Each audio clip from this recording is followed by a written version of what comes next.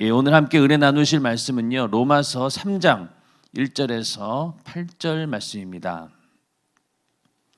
로마서 3장 1절에서 8절 말씀. 좀 길지만은 함께 합독하시겠습니다. 시작.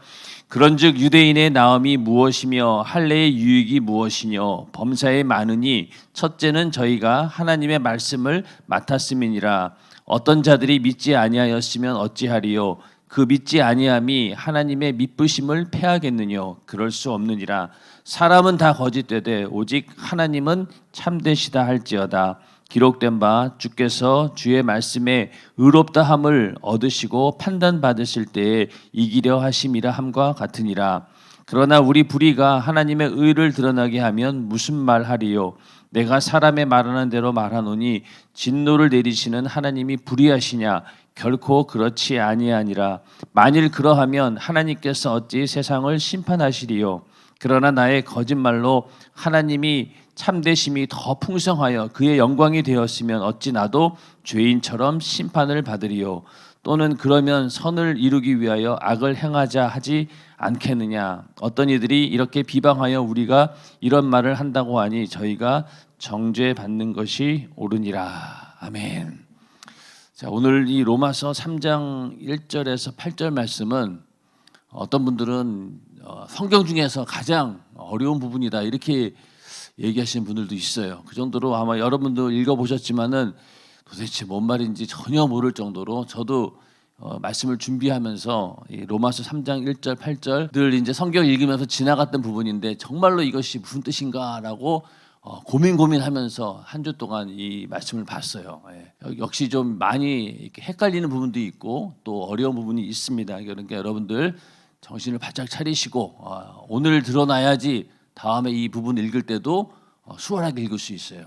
여러분들이 성경을 다독하는 것 좋습니다. 그것만큼 좋은 게 어디 있겠습니까? 그러나 다독을 하시더라도 알고 다독하는 거하고 모르고 그냥 다독하는 거하고는 차이가 있어요. 여러분들이 성경을 다독하시되 알고 많이 읽어야 됩니다. 100번을 읽고 1000번 읽은들 만약에 그 말의 의미를 전혀 모르고 계속 읽는다고 해서 이게 알아지는 건 아니거든요. 물론 반복하다 보면은 알게 되는 부분도 있어요. 그러나 조금만 신경을 써서 확실히 안 다음에 계속 다독을 하다 보면은요 더 하나님의 깊은 은혜가 있게 됩니다. 여러분들도 성경 말씀을 읽을 때 처음에 읽을 때는요 모르는 부분이 있으면 그냥 넘어가도 괜찮아요.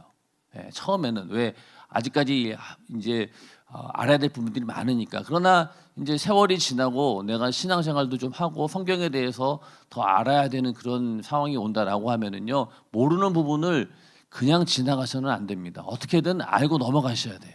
그래야지 계속해서 진전이 있는 것이지 그냥 모르는 부분 계속 넘어간다라고 해서 이게 능사가 아닙니다. 여러분들이 그러니까 이제는 성경을 읽다가 모르는 부분이 있으면 어떻게든 알아보려고 하고 그렇게 해서 하나님께 지혜를 구하다 보면은 하나님께서 그런 기도는 그냥 응답해 주셔요. 하나님 말씀에 대해서 궁금해하고 의문을 가지고 어떻게든 알려고 하는 그런 사람들에게 하나님께서 은혜를 더해 주시죠. 성령으로 깨닫게 해 주시고 또 주변에 있는 분들을 통해서 알려주기도 하고 또 강단의 말씀을 통해서 알게도 해 주시고 그렇기 때문에 여러분들이 그런 마음을 가지고 성경 어려운 부분 또 이해가 안 되는 부분이 있으면은 하나님께 간절히 지혜를 구해서 꼭 알고 넘어가는 그런 우리 모두가 되기를 바라겠습니다. 자, 오늘 이 로마서 3장 1절부터 8절 말씀은요 사실은 요거를 싹 빼놓고 그냥 9절로 가면은 그냥 돼요. 그러면 원래 이 사도 바울이 하고자 했던 얘기가 뭐냐면은 9절 10절 말씀이에요. 의인은 없나니 하나도 없으며 이 말씀을 하기 위해서 그러니까 유대인들이나 이방인들이나 결국은 죄인이다. 그리고 너희는 죄인이기 때문에 예수 그리스도가 필요하고 복음을 듣고 너희가 죄사함 받아서 그렇게 해서 하나님의 의로 구원을 받아야 된다. 너희는 어느 누구도 빠짐없이 예수의 피의 공로가 필요하고 복음이 필요한 자다. 이것을 말해주기 위해서 유대인들에 대한 이야기도 하고 이방인들에 대한 이야기도 하고 이제 그러다 보니까 이 유대인들을 아주 신랄하게 공격을 할 수밖에 없는 상황이었어요. 왜냐하면 유대인들은 자기들이 하나님으로부터 특별히 선택받은 선민들이라고 특권의식을 가지고 있었기 때문에 자기들은 절대로 하나님의 심판을 받지 않을 것이다, 이런 생각까지 하고 있었기 때문에 사도 바울은 일단 그 부분에 대해서 다 이걸 무너뜨려야 되는 거예요. 나는 죄인입니다라고 고백하지 않고는 절대로 예수를 만날 수 없습니다. 인정하시면 아멘 하시기 바랍니다. 여러분들도 예수 만날 때 회개해서 내가 죄인입니다라고 깨닫지 않으면요, 만나지 못해요. 그게 반드시 이루어져야 되는 건데 나는 죄인이 아닌데 이렇게 생각한다라고 하면은 절대로 예수가 필요 없는 사람이기 때문에 예수를 만날 수 없어요. 이게 유대인들이 지금 그런 상황인 거예요. 그러다 보니까 너희들이 가지고 있던 율법도 지키지 않으면 소용이 없다. 오히려 율법을 모르면서도 그들의 양심을 가지고 차라리 율법을 지키는 그런 이방인들도 그 율법의 행위가 나타난다, 그렇게 얘기하고, 또 그리고 또 한 가지가 뭐였습니까? 할례였죠. 하나님과 우리는 언약의 백성이다 라고 하는 그런 자부심을 가지고 할례를 받았는데, 그것조차도 너희가 율법을 행하지 않고 하나님 뜻대로 살지 않으면은 그 할례도 의미가 없다. 차라리 이방인들 무할례자들도 마찬가지다. 그러니까 너희가 육체의 어떤 할례가 중요한 것이 아니라 마음의 할례, 그러니까 성령으로 너희가 마음을 하나님께 고정시키고 하나님의 뜻을 따르고 하나님을 사랑하는 것, 이것이 더 중요하다. 이렇게 얘기하다 보니까 그 유대인들이 가지고 있던 율법, 할례 이런 것들이 전부 다 이건 뭐야? 이거 필요 없다는 얘기인가? 이러면서 유대인들이 완전히 그 절망하게 된 겁니다. 코너로 완전히 몰린 거죠. 예, 그래서 우리가 하나님 말씀을 통해서 죄를 지적받고 내가 죄인입니다라고 고백하는 순간까지 참 많은 갈등이 있어요. 왜냐하면은 이 마귀 역사가 그냥 호락호락 우리가 죄인으로 인정하게끔 만들진 않아요. 어떻게든 나는 죄를 덮으려고 하는 게 인간의 속성이기 때문에, 왜 우리도 일반적으로 내 안에 있는 불법이 드러나면은 드러나기 전까지 어떻습니까? 어떻게든 감추려고 하잖아요. 그러다가 드러났어요. 그러면 드러나면은 웬만한 사람들 같으면은 거기서 자기의 잘못을 인정하고 내가 잘못했습니다라고 사과를 하든 아니면은 거기에 대한 죄값을 치르든 그렇게 하는 것이 정상인데, 점점 사람들이 완악해지다 보니까 이제는 어떻습니까? 죄를 감추고 또 죄가 드러나면 어때요?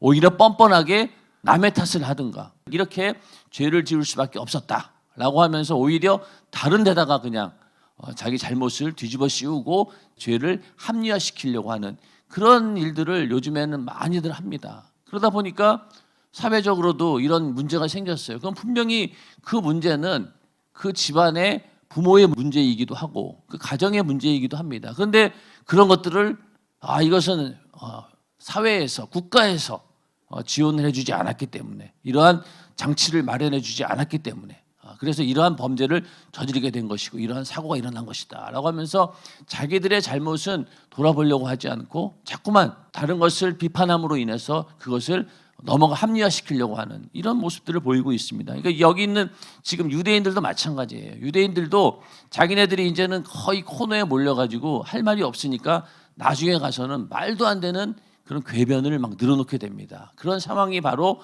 이 3장 1절부터 8절 말씀인데, 3장 1절에 보면은 그런즉 유대인의 나음이 무엇이며 할례의 유익이 무엇이뇨. 자, 지금까지 그 사도 바울이 유대인이 가지고 있던 율법과 할례에 대해서 신랄하게 너희가 이것을 제대로 하나님의 뜻 가운데 쓰지 않으면 다 무의미하다 이렇게 얘기해 버리니까, 그러면 도대체 유대인의 나음이 무엇이고 할례의 유익이 무엇이냐 이렇게 물어볼 수 있다는 거예요.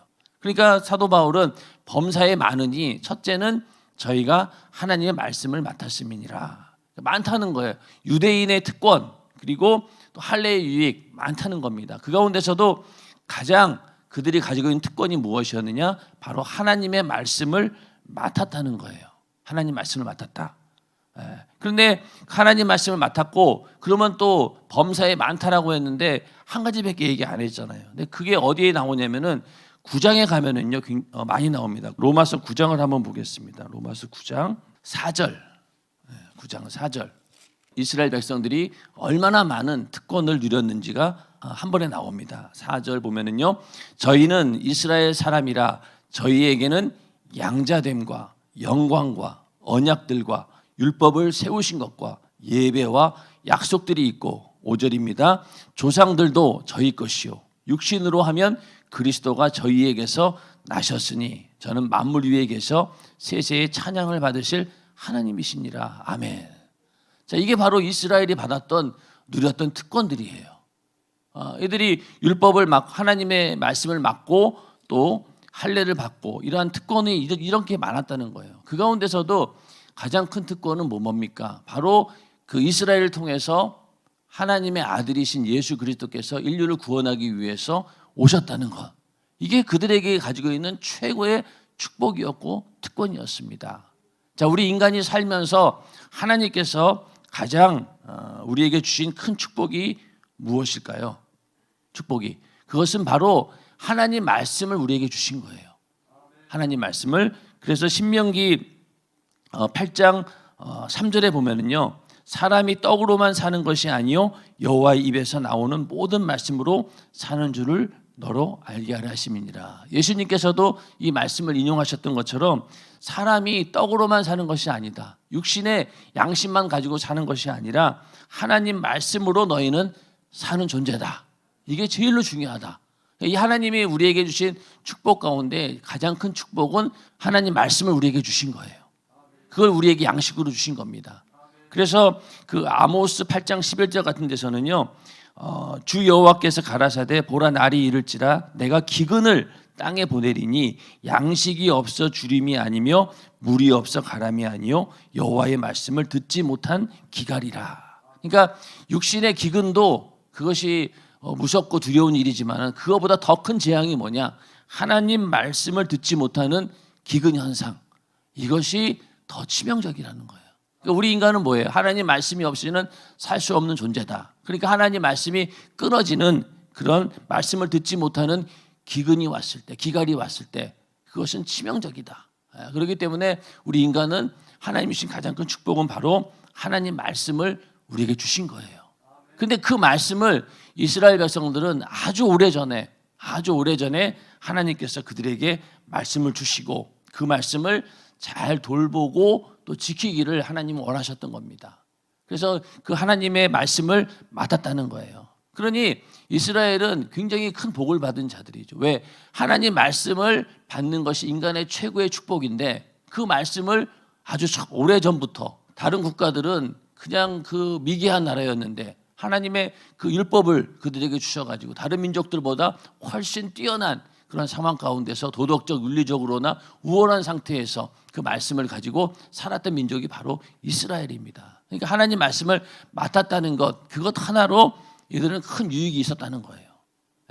그리고 그러면서 이제 3절에 어떤 얘기가 나오냐면은 어떤 자들이 믿지 아니하였으면 어찌하리요? 그 믿지 아니함이 하나님의 미쁘심을 패하겠느냐? 이 미쁘시다는 말은 하나님의 신실하심을 얘기합니다. 그러니까 어떤 자들이 믿지 아니하였으면, 자 이렇게 하나님께서 이스라엘에게 복을 주시고 또 특권을 주시고 하나님 말씀을 그들에게 맡겨주시고 그 말씀대로 살 수 있도록 인도해 주셨어요.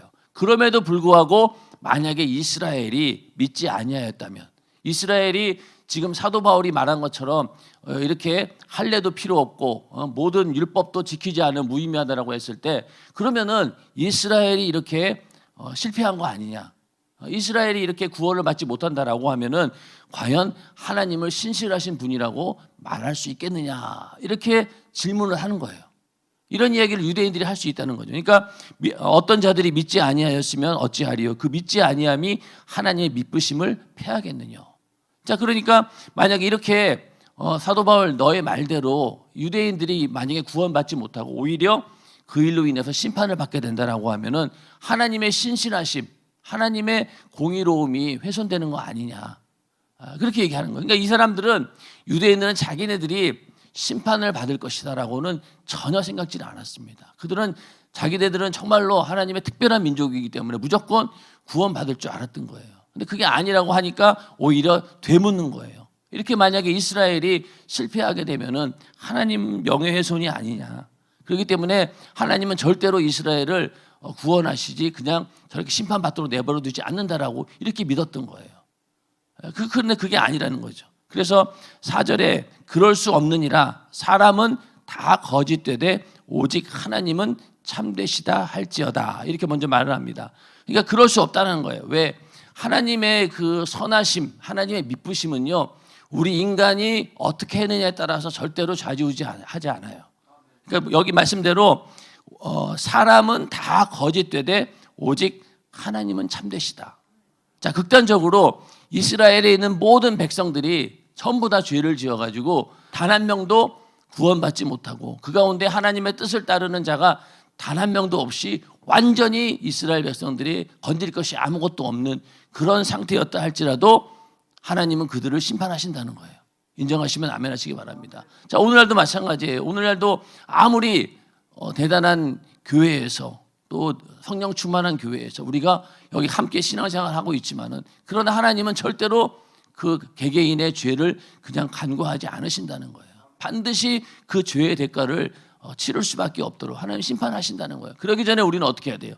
그 죄를 빨리 회개해서 죄사함을 받아야 되는 겁니다. 그런 것처럼 이스라엘 백성들이 단 한 명도 구원받지 못한다 할지라도 하나님의 신실하심이나 공의로움은 절대로 훼손되는 것이 아니다라는 거예요. 근데 인간은 그렇지 않잖아요. 인간 세상에서는 만약에 여론이 이렇게 흘러가면은 그쪽으로 흘러가잖아요. 그러니까 이것이 분명히 잘못된 것인 줄도 알면서도 어떻습니까? 그냥 글로 흘러가는 거예요. 근데 하나님은 그렇지 않다는 거예요. 그러니까 만약에 1000명이 있는데 그 가운데 999명이 찬성한다 하더라도 단 한 명, 그 단 한 명이 하나님 말씀을 지지한다라고 하면은 999명을 그냥 버릴 수도 있다는 겁니다. 하나님은 그러신 분이에요. 그런데 이 유대인들 생각은 그게 아니었던 거죠.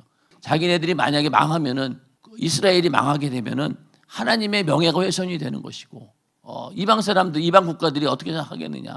하나님이 세운 나라가 저렇게 망하게 되었으니 하나님 체면을 봐서라도 이스라엘을 살려주시지 않겠느냐. 그렇게 유대인들은 오해했다는 거예요. 그러나 하나님 입장에서는 그렇지 않다는 거예요. 이스라엘이 망하든 그 가운데 너희가 죄가 있으면 심판을 받게 되고 거기에 대한 반드시 대가를 치른다. 그런 예외는 없다라고 하는 거예요.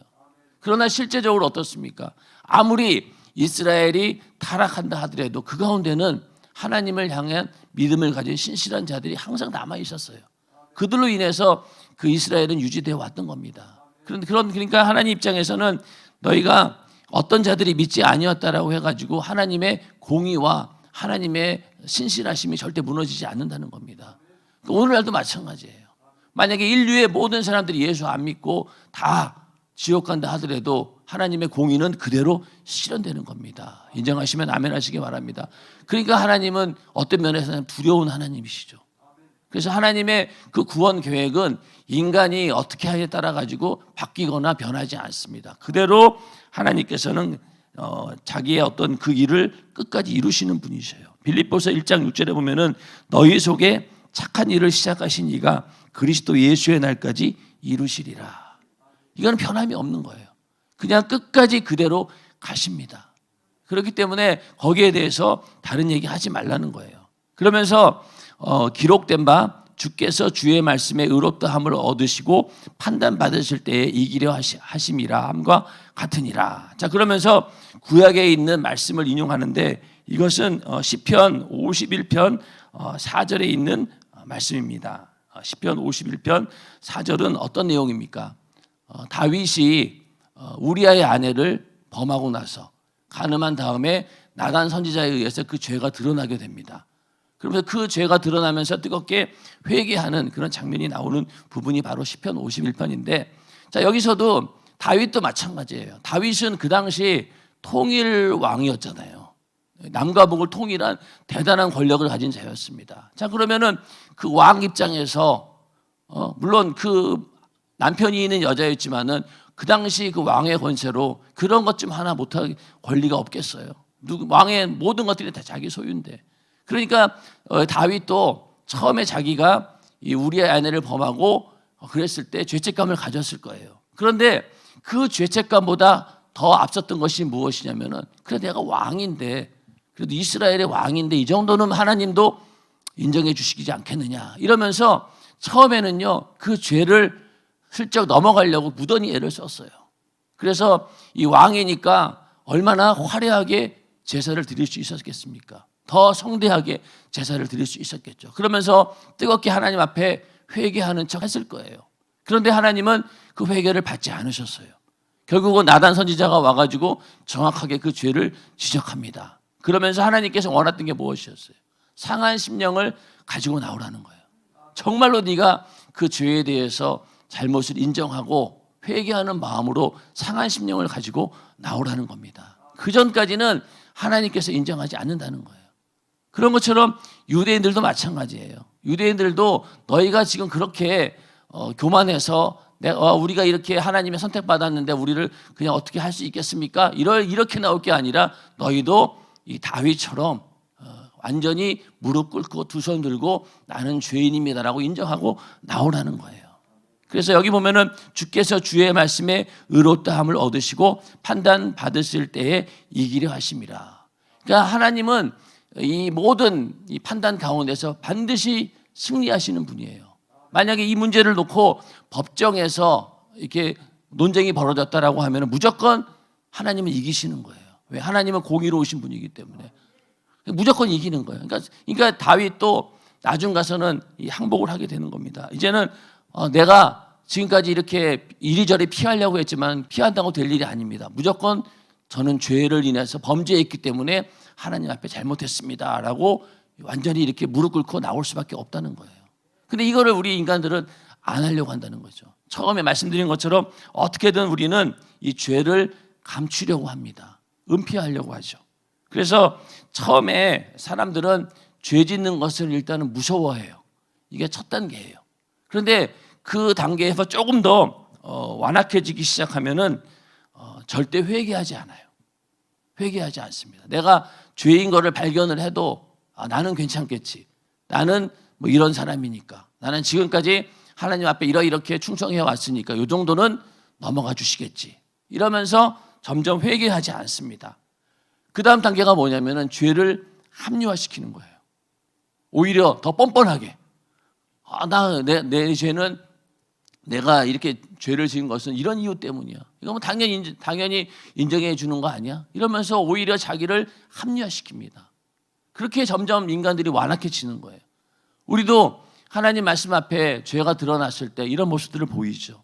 처음에는 요만한 죄를 져도 두려워하고 무서워하고 회개하고 눈물로 회개했는데 시간이 지나면 지날수록 어때요?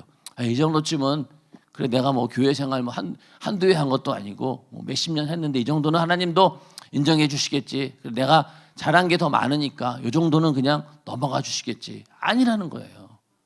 하나님 입장에서는. 그러니까 그 죄를 가지고 나와서 뜨겁게 회개할 때 하나님께서는 그 회개를 받아주신다는 겁니다. 근데 지금 유대인들은 그게 아닌 거예요. 오히려 뻔뻔하게 자기를 합리화시키고 만약에 이스라엘 중에 만약 구원받지 못하는 자들이 있으면은 이거 하나님이 신실하지 못한 거 아니냐, 하나님의 능력이 부족한 거 아니냐 이런 식으로 비아냥거리고 있었다는 겁니다. 그래서 5절에 가서 그러나 우리 불의가 하나님의 의를 드러나게 하면 무슨 말 하리요? 내가 사람의 말하는 대로 말하노니 진노를 내리신 하나님이 불의하시냐? 자, 이건 어떤 얘기냐면 우리 불의가 하나님의 의를 드러나게 된다는 거예요. 그러니까 예를 들어서 너무 악한 사람이 있어요. 너무너무 악한 사람이에요.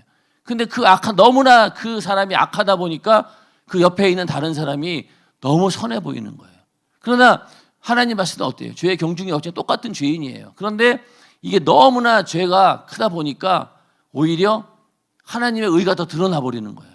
야, 그러면서 예를 들어서 그런 사람이 만약에 예수 믿는다라고 하면은 야, 하나님 대단하신 분이구나. 이런 것처럼 이스라엘이 이렇게 자기네들이 불의를 저지르다 보니까 오히려 그것이 하나님의 의를 드러나게 되었다는 거예요. 그래서 죄가 넘치는 곳에 은혜가 넘친다. 이런 말씀이 또 5장에 나오거든요. 그러니까 이게 만약 이런 거예요. 내가 죄를 많이 지면 질수록 하나님의 은혜가 더 드러나니까 내가 더 죄를 져야 되겠네. 이렇게 지금 유대인들이 얘기하고 있다는 거예요. 자, 우리가 하나님 앞에 범죄해서 율법을 지키지 않아서 우리의 죄가 드러났고 그렇게 해서 우리가 심판을 받고 그 일로 인해서 하나님의 의가 드러났다라고 하면은 그게 얼마나 감사한 일이냐. 우리는 하나님의 의의 도구로 쓰인 거 아니냐. 이렇게 되는 거예요. 자, 예를 들면은 가룟 유다의 예를 들어볼게요. 예수님께서 이 땅에 오셔가지고 우리를 위해 대신 죽으셔야 하는데 나서는 사람이 없네. 예수님은 죽어야 되는데. 그러니까 할 수 없이 가룟 유다가 예수님을 팔았다는 거예요. 그래서 그 가룟 유다로 인해서 예수님이 십자가에 달려 죽으시는 구속의 역사를 이루었기 때문에 가룟 유다는 우리 인류 구원의 1등 공신이다. 그런데 어떻게 하나님께서 유다를 심판할 수 있겠느냐, 이런 얘기죠. 그럴듯하죠. 그럴듯하죠. 이게 지금 유대인이 하는 얘기가 이런 얘기예요. 이게 궤변을 늘어놓는 거예요. 내가 죄를 지면 질수록 그 죄가 드러날수록 하나님의 의가 나타나니 결국 가서는 어떡하냐. 사도 바울한테 어떤 얘기 하냐면 네가 그렇게 해서 오히려 죄를 더 짓게 만든다. 죄를 더 져라. 그럼 하나님의 은혜가 더 나타날 것이다. 이렇게 말한다라고 모함까지 하게 됩니다. 그러니까 지금 이스라엘 유대인들은 그 얘기를 하고 있는 거예요. 우리의 불의가 하나님의 의를 드러나게 한다는 거예요. 그러면은 거기에 대해서 심판하시고 진노하시는 하나님이 불의한 거 아니냐, 오히려 칭찬해 줘야 되는 거 아니냐, 이런 거죠. 예전에 어떤 청년이 이런 얘기 하더라고요. 하나님의 은혜를 경험하기 위해서는요, 탕자의 삶을 살아야 될 것 같습니다. 탕자의 삶을 살아보고 정말 고생 해가지고 그렇게 해서 다시 돌아올 때 그때 하나님의 사랑을 뜨겁게 느낄 수 있는 거 아닙니까? 라면서 탕자의 삶을 살겠다고 하는 거예요. 그 얘기 들으면 여러분 어떤 생각이 들겠어요? 만약에 여러분 자녀가 그런다라고 하면 이런 뭐한 놈 이러면서 한 대 쥐어받고 싶을 거예요. 그만 얼마나 어리석은 일이에요. 지금 유대인들이 그 일을 하고 있는 거예요. 우리가 이렇게 하나님의 심판을 받게 되었고, 그래서 하나님의 의가 드러나고 하나님의 공의가 드러난다라고 하면 우리는 더 많은 죄를 져서 하나님의 의를 드러내자. 말도 안 되는 얘기 같지만은요, 인간의 본성이 악해지기 시작하면 여기까지 간다는 거예요. 자, 그 다음에 6절에 가서 단호하게 얘기하면 결코 그렇지 아니하니라. 만일 그러하면 하나님께서 어찌 세상을 심판하시리요. 심판을 못하는 거예요. 그렇잖아요. 아까 가룟 유다의 예를 들었을 때 만약에 그 논리라고 하면은 가룟 유다가 예수님을 죽게 한 1등 공신인데 그 사람 천국 가야 되는 거 아니에요? 이렇게 되는 거잖아요. 그럼 하나님의 심판의 기준이 다 무너지는 겁니다. 하나님은 그게 아니라는 거예요. 절대 그게 아니라는 겁니다. 그래서 하나님은 반드시 심판하시는 분이다. 그래서 인류 모두가 지금 이 시대에 예수 못 믿고 다 안 믿고 하나님을 돌아서고 배반한다 할지라도 하나님으로서는 전혀 아쉬울 게 없는 분이시고, 그런다 할지라도 하나님의 섭리는 그대로 이루어집니다. 근데 절대로 그렇게 안 되죠. 절대로 그렇게 안 돼요. 아무리 세상이 악하고 그런다 할지라도 반드시 그 가운데 하나님의 은혜를 경험하고 회개하고 돌아오는 사람들이 있기 때문에. 그러나 만약에 그렇지 않다 하더라도 하나님은 절대로 의로우신 분이기 때문에 인간의 그 선택 여부에 따라서 상황에 따라 절대로 바뀌지 않는다는 거예요. 그래서 7절에 가서 그러나 나의 거짓말로 하나님의 참되심이 더 풍성하여 그의 영광이 되었으면 어찌 나도 죄인처럼 심판을 받으리요. 똑같은 얘기입니다. 내가 거짓말을 해서 하나님의 참되심이 더 풍성해진다라고 하면은, 내가 죄를 져서 하나님의 의가 더 드러난다라고 하면은 내가 왜 심판을 받아? 오히려 칭찬받아야지. 이런 얘기가 되는 거고요. 그 8절에 가서 또는 그러면 선을 이루기 위하여 악을 행하자 하지 않겠느냐. 그러니까 하나님의 의를 드러나기 위해서, 선을 이루기 위해서 오히려 악을 행하자. 그래서 어떤 이들이 이렇게 비방하여 우리가 이런 말을 한다고 하니, 사도 바울이 그렇게 가르친다고 모함하는 거예요. 저희가 정죄받는 것이 옳으니라. 자, 그러니까 보세요. 이렇게 내가 하나님의 은혜를 더 드러내고 하나님의 의를 드러내기 위해서는 그래, 죄를 짓자. 5장 20절이네요. 20절. 율법이 가입한 것은 범죄를 더하게 하려 함이라. 그러나 죄가 더한 곳에 은혜가 더욱 넘쳤나니. 자, 이러면은 죄를 더 많이 져. 그럼 하나님의 은혜가 더 넘쳐. 이렇게 얘기했다는 거예요. 그러면서 이러한 사실들을 사도 바울이 이방인들에게 가르쳤다는 겁니다. 그러니까 그 얘기 결국 뭐냐? 율법을 폐기시키고 방종하게 만들었다. 이러면서 유대인들이 신랄하게 사도 바울을 비난하고 어떻게든 그를 막 죽이려고 했던 이유도 바로 율법에 대해서 이렇게 그들이 오해하고 있었기 때문에 그런 거예요. 이렇게 이방인들에게 잘못 가르치고 있다. 오히려 죄를 지으라고 독려하고 있다.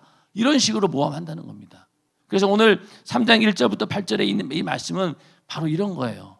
이게 바로 하나님 말씀을 가지고 장난을 치는 거예요. 이게 하나님 말씀. 그런 자들이 정죄를 받는다는 거예요. 이거는 하나님의 그 여러 가지 죄 가운데서도 참 나쁜 죄죠. 이거는. 자, 오늘날도 이 말씀을 가지고 장난치는 그런 사례들이 많이 있어요. 자, 우리가 흔히 하는 질문이죠. 하나님은 왜 선악과를 만들어 놓고 인간에게 죄를 짓게 하셨을까? 인간이 무슨 죄가 있냐? 선악과를 만들어 놓은 하나님이 잘못이지. 이런 얘기 많이 하잖아요. 불신자들. 그렇죠? 그리고 또 하나님은 인간을 다 사랑한다라고 하면서 왜 구원받은 사람만 천국 보내고 안 믿는 사람은 지옥에 가게 하는가? 하나님은 다 사랑한다고 했으면 과연 그러면 사랑의 하나님이라고 할 수 있나? 자, 이런 얘기 다 여러분들 해보셨고 들어보셨죠? 맞죠? 이런 말장난을 하게 된다는 거예요. 다 원인이 어디 있는 거예요? 자기 죄를 드러내지 않고 감추려고 하고 합리화시키려고 하다 보니까 말도 안 되는 궤변을 늘어놓는 겁니다. 이게 바로 하나님 보시기에 이게 얼마나 큰 죄가 되겠어요. 지금 유대인들이 그런 죄를 짓고 있는 거예요. 참 말도 안 되는 거잖아요.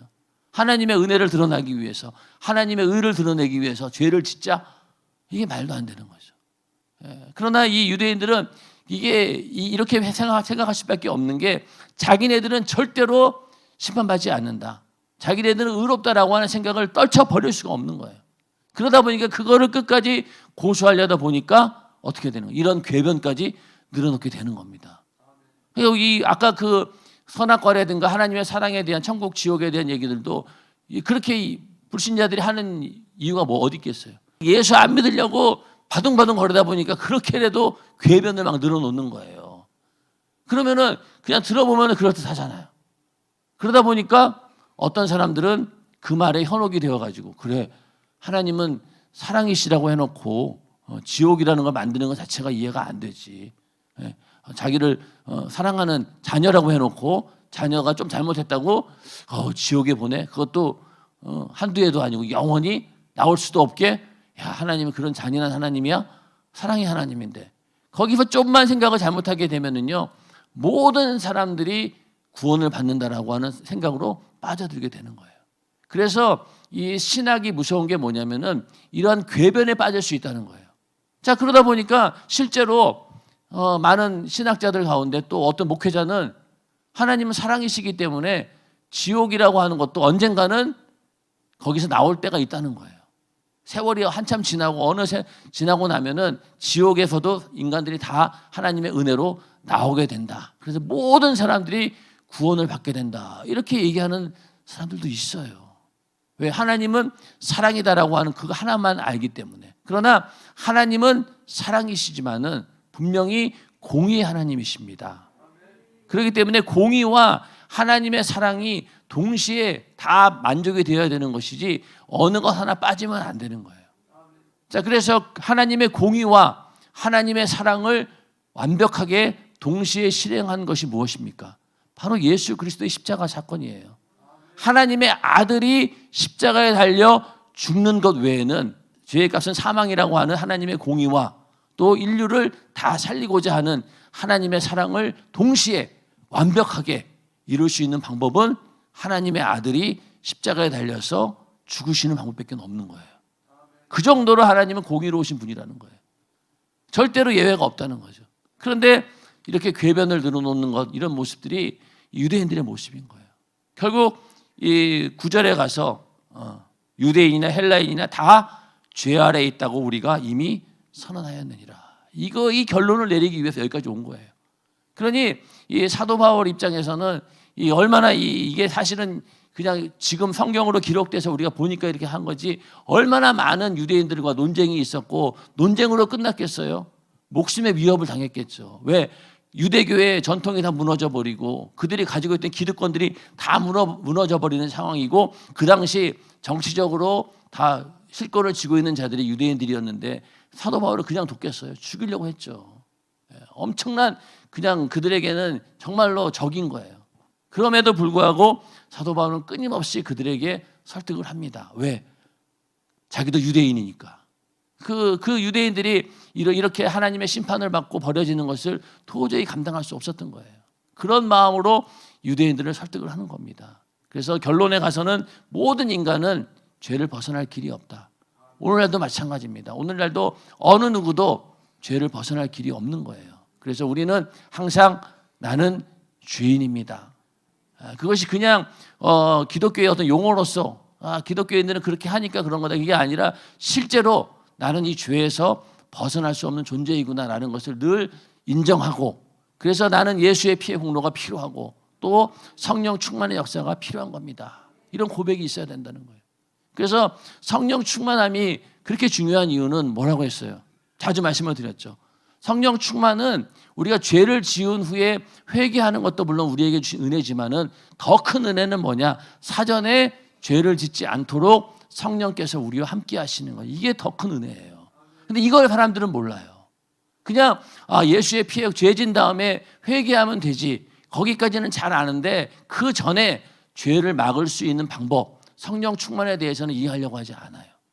그러니까 성령 충만해서 죄를 안 지려고 노력하는 것이 내 노력으로 되는 거예요? 아니잖아요. 여러분들 성령 충만했을 때 그때의 경험을 잘 생각해 보시면 어때요? 이게 물이 컵에 꽉 차 있으면요, 계속 물을 부으면 넘쳐날 뿐이지 더 이상 들어가진 않아요. 근데 빈 곳이 있으면 어때요? 다른 게 들어와요. 그러나 성령으로 꽉 차 있으면은요, 육신의 소욕이 들어오지 못하는 거예요. 그렇게 해서 막아주신다는 거예요. 그러면 우리는 죄를 이길 수 있어요. 그렇죠?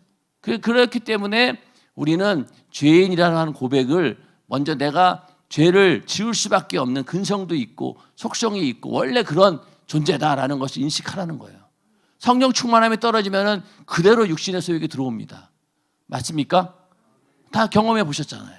그렇기 때문에 우리는 항상 나는 언제나 하나님의 은혜가 아니면 도저히 살 수 없는 존재입니다라고 고백해야 된다는 거예요. 지금 오늘 말씀처럼 유대인처럼 뺀질뺀질 거리면서 이렇게 궤변이나 늘어놓고 요리조리 피하려고 하는 모습, 이게 하나님 보시기에 정말로 가증스러운 모습이죠.